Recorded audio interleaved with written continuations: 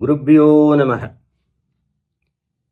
உலக மக்கள் அனைவருக்கும் அன்பான வணக்கங்கள். அன்பு நேர்களே, நான் உங்கள் அதர்வ வேதாச்சாரியார்.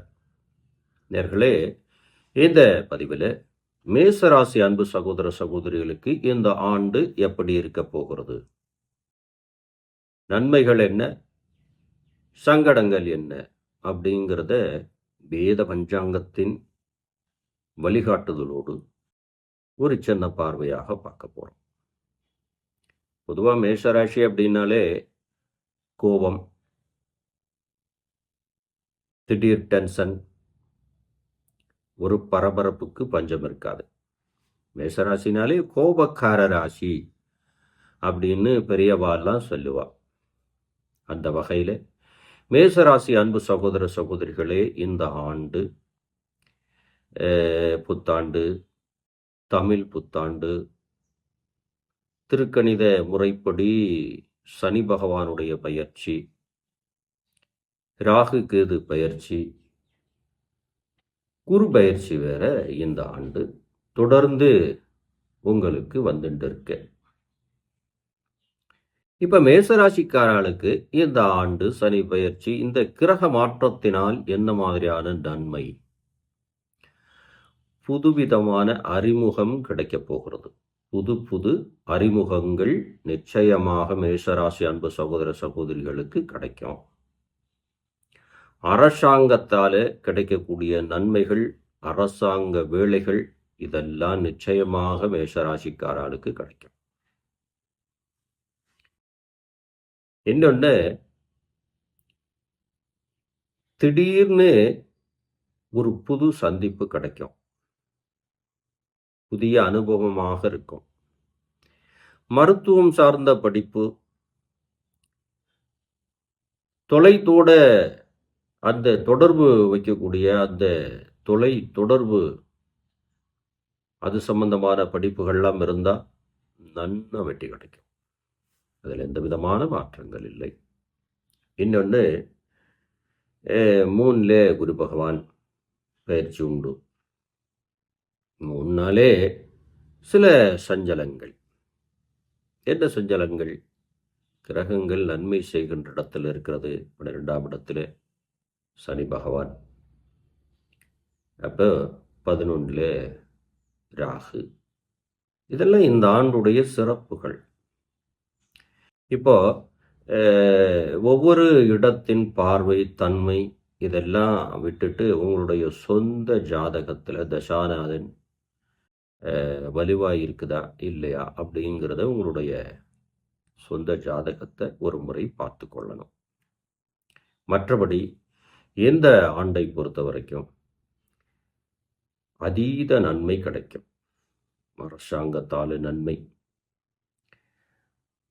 உங்களுடைய மதிநுட்பம் வேலை செய்யும், புத்திசாலித்தனம் வெளிப்படும், அதீத சுறுசுறுப்பு தன்மை வரும். காரணம் என்னன்னா, ராகுவின் கேதுவின் தன்மையும் பார்வையும் அதனுடைய செயல்பாடும் அப்படித்தான் இருக்க போகிறது மேஷராசிக்கு. நீங்க எதுல கவனமா இருக்கணும் அப்படின்னா, கூட பிறந்த உறவுகள், அண்ணன் தங்கை, இந்த மாதிரி உறவுகள்கிட்ட நீங்க கவனமா இருக்கணும். ஏன்னா வார்த்தை பிரயோகம்,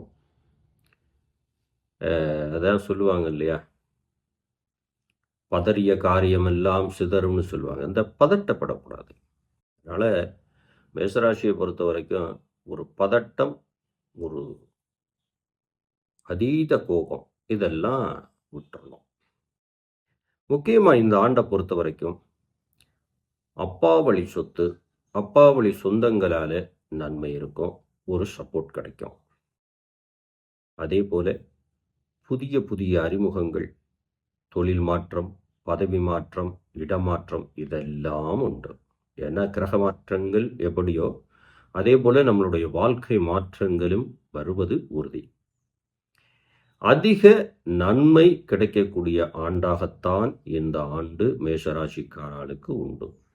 இப்ப சிறப்பு செய்தி என்ன அப்படின்னா, சொல்லுவாங்க, சந்திரன் ஆற்றல் எப்பெல்லாம் குறைகிறதோ அது சந்திராஷ்டமம்னு நம்ம சொல்றோம்.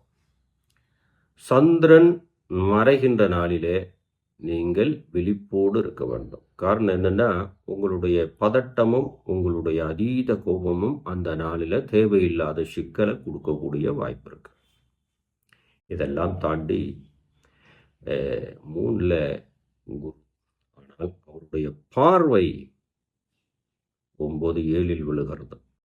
இதை தான் நன்மைன்னு நம்ம சொல்றோம். அதீத நன்மை, அதிகப்படியான லாபம், வெளிநாட்டில் வேலை, இதெல்லாம் உங்களுக்கு தொடர்ந்து கிடைக்க போகுது. அப்ப மீனராசிக்காரனுக்கு இந்த ஆண்டு முழுக்க அற்புதத்தை தருகின்ற ஆண்டாக இருக்கிறது.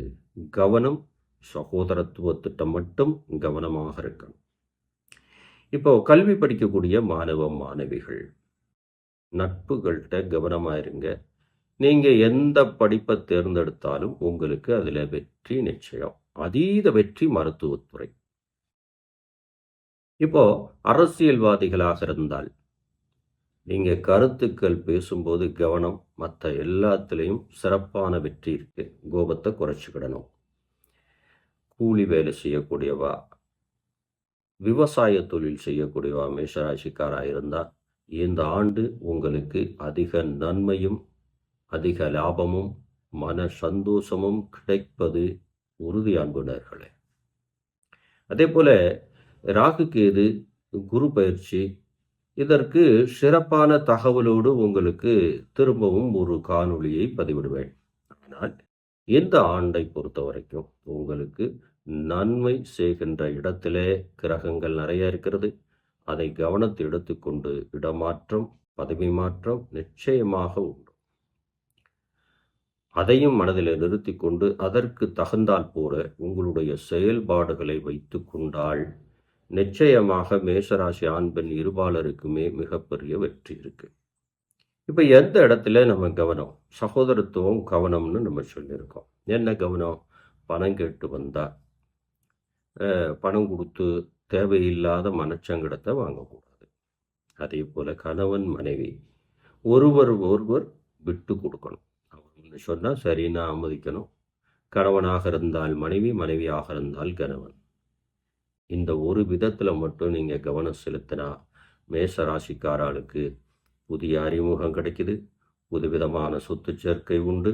அதுபோக அரசாங்கத்தில் இருக்கக்கூடிய அல்லது அரசாங்கத்துறையில் எதிர்பார்க்கக்கூடிய அத்தனையும் உங்களுக்கு சிறப்பான வெற்றியை காட்டும்.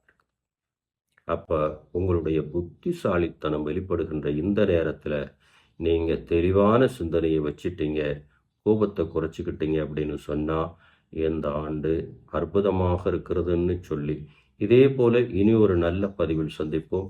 நன்றி நண்பர்கள்.